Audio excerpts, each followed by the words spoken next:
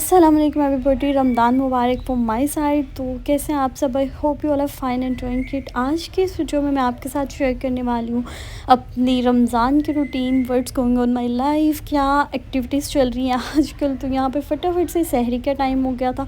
उठ के मैं तहज्जुद पढ़ती हूँ, तहज्जुद पढ़ी, दुआ मांगी। उसके बाद फटाफट से मेरा दिल कर रहा था प्याज अंडे खाने का, तो मैंने अपने ये अंडे प्याज बनाए और साथ में एक चपाती। Dates it. जो डेली बेसिस पे सहरी होती है, कॉमन यही होती है। तो मुझे तो सहरी में बस अंडे प्याज मैंने बनाए, फटाफट से खाए, लस्सी पी साथ में।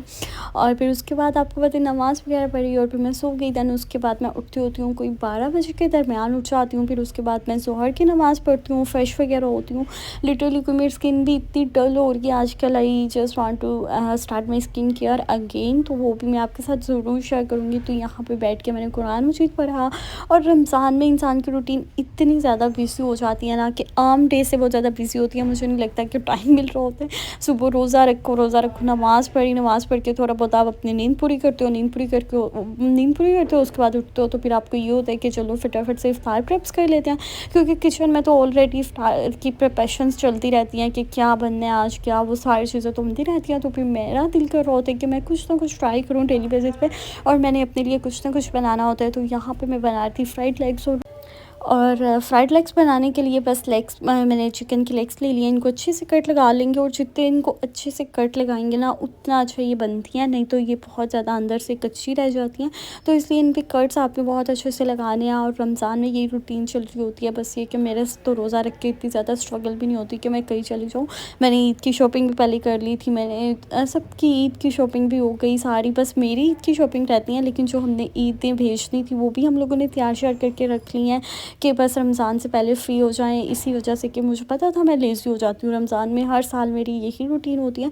इनफैक्ट ये कि इस साल तो पहले से बहुत बेहतर हो रही है। नहीं तो ये होता था कि सुबह से सोती थी और मैं ज़ोहर पढ़ती थी, ज़ोहर पढ़ के फिर मैं सो जाती थी, और फिर असर के टाइम उठ के मैं कुरान पढ़ती थी, और इस तरह से मैं रोज़ा रखती थी। मतलब अब तो मेरी रूटीन बहुत बेहतर हो गई है पहले से। और यहाँ पे फ्राइड लेग्स के लिए मैंने जो स्पाइसेस यूज़ किए हैं, इसमें मैंने लाल मिर्च ऐड कर दी थी, कुटी लाल मिर्च, और साथ में नमक ऐड किया है, चिली सॉस ऐड कर देंगे, यहाँ पे सोया सॉस ऐड कर रही हूँ। ये सारी चीज़ें हमने इसमें ऐड कर देनी है।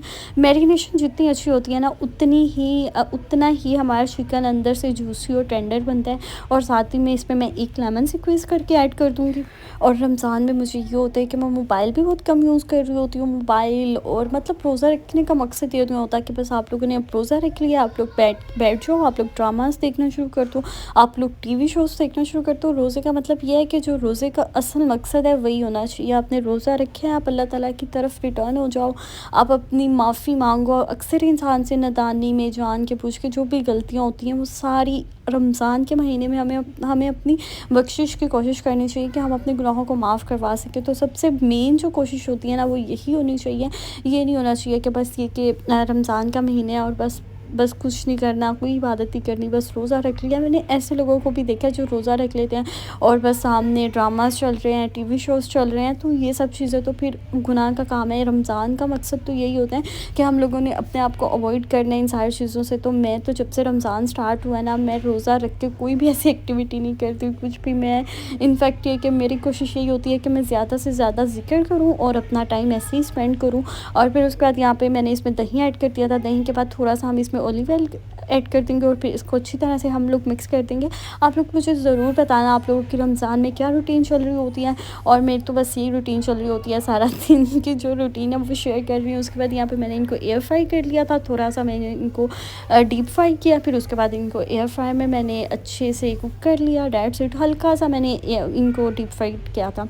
उसके बाद मैं किचन में गई तो वहाँ पे ऑलरेडी इफ्तार की प्रिपरेशंस चल रही थी कि फ्रूट चाट बन रही थी, दही भल्ले बन रहे थे। और इफ़्तार से पहले ये होता है कि ये सारी चीज़ें हम खूब खाएँगे पेट भर के, लेकिन जैसे ही इफ़्तारी होती है ना तो कुछ भी खाने का दिल नहीं चाह रहा होता। बस जैसे ही इफ़्तारी करती हूँ मैं, तो मुझे तो इतनी सुस्ती चढ़ रही होती है, इतनी मुझे सर्दी लगती है कि मेरा दिल करता है कि मैं फ़ौरन से सो जाऊँ। मतलब मुझे डेली बेसिस पे यही होता है। फिर उसके बाद यहाँ पे इफ़्तार का टाइम हो गया था। मैंने अपनी प्लेट मैं डेली बेसिस पे ऐसे ही सेट कर लेती हूँ, कोई फ्राइड आइटम्स मैं ज़्यादा नहीं खा रही। और फिर उसके बाद अपना एक मील लेती हूँ। दैन उसके बाद ये ना काफ़ी दिनों से इंस्टाग्राम पे मैं देख देख रही थी कि ये स्ट्रॉबेरी टॉपिंग सब लोग बहुत ज़्यादा इसको ट्राई कर रहे थे, तो मैं भी यहाँ पे इसको ट्राई कर रही थी। मेरा भी दिल चाह रहा था कि मैं स्ट्रॉबेरी टॉपिंग बना के खाऊँ, बिकॉज़ मुझे तो चॉकलेट्स बहुत ज़्यादा पसंद है। और मैं मज़े की बात बताती हूँ, आप लोगों को अपने बचपन की बात बताती हूँ कि मेरे भाई बस होतिया होते थे और मैं कुछ छोटी-सी थी, कोई मैं कितने साल की थी, कोई आई थिंक सो मैं 14 ईयर्स की इतनी एज की थी। तो उन्होंने आज चॉकलेट्स भेजी, इतने इतने बड़े उन्होंने बॉक्सेस पैक करके भेजे, उसमें कोई 15-20 किलो चॉकलेट्स होंगी। और वो इस तरह से भेजी थी, कार्गो के थ्रू भेजी थी। तो वो जैसे ही हमारे घर आती हैं तो मेरी मामा मुझे कहती कि ये ना चॉकलेट्स आई हैं। मैंने कहा ठीक है, मामा ने मुझे दे दी। तो अब मैंने फटाफट से वो इतनी चॉकलेट्स खाई और फिर मैं इतनी स्वेयर किस्म की बीमार हो गई थी। मुझे अभी भी याद है, मुझे चिकन पॉक्स बन गए थे और फिर मेरा इलाज वगैरह सारा कराया। तो मैंने इतनी चॉकलेट्स खाई थी। तो चॉकलेट्स के मामले में अभी भी मैं ऐसे पिकी हूँ कि मैं बहुत ज़्यादा खा सकती हूँ। मुझे लगता है कि एक ये वाहिद चीज़ है जो मैं हद से ज़्यादा खा सकती हूँ। तो बस यहाँ पे मैंने टॉपिंग बनाने के लिए डेयरी मिल्क ली, इसमें मैंने न्यूटेला ऐड किया। ये दोनों चीज़ें ऐड करके मैंने इनको माइक्रोवेव कर दिया था। वैसे इसमें दूध भी ऐड करते हैं, फिर ही इसकी टॉपिंग अच्छी बनती है। तो मैंने कहा चलो ऐसे डायरेक्ट इसको बना के देखते हैं, ऐसे बनती है या नहीं बनती है। ऐसे थोड़ी सी स्टिकी हो जाती है, लेकिन अगर हम इसमें प्रॉपर जो नेस्ले की मिल्क क्रीम होती है वो ऐड करेंगे, साथ में मिल्क ऐड करेंगे, तो ये काफ़ी ज़्यादा टॉपिंग इसकी और ज़्यादा अच्छी हो जाएगी, सॉफ्ट टेक्सचर में आ जाएगी। यहाँ पे थोड़ी सी स्ट्रॉबेरी पे स्टिकी हो रही थी, तो इसीलिए मैं आपके साथ ये टिप शेयर कर रही हूँ। मैंने तो सोचा कि मैं ऐसे डायरेक्ट खा लेती हूँ, क्योंकि मैंने खुद ही खानी थी ना। तो मैंने कहा चलो इस पर न्यूटेला ऐड करती हूँ, डेयरी मिल्क ऐड करती हूँ और ऐसे खा लेती हूँ। उसके बाद इसको मैंने फ्रिज में रख दिया था 10-15 मिनट के लिए, और ये अच्छे से इसके ऊपर स्टिकी हो गई थी। तो फिर मैंने खा ली और बस फिर मैं मगरिब की नमाज़ वगैरह पढ़ के रोज़ा वगैरह खोलने के बाद इशा के टाइम फिर तरावी का टाइम शुरू हो जाता है। तो फिर मैंने तरावी पढ़ने जाना होता है मस्जिद। तो फिर मैं फटाफट से अपने मील्स वगैरह ख़त्म करके जाती हूँ और मेरी कोशिश ये होती है कि तरावी से पहले मेरे सारे मील्स मैं ले लूँ और आके बस मैं ग्रीन टी पीऊँ और फिर मैं थोड़ा बहुत रेस्ट वगैरह करूँ। तो फिर सुबह मैंने तहज्जुद भी पढ़ी होती है, डेट्स इट की। और आई होप आपको वीडियो अच्छी लगी होगी। अल्लाह हाफ़िज़।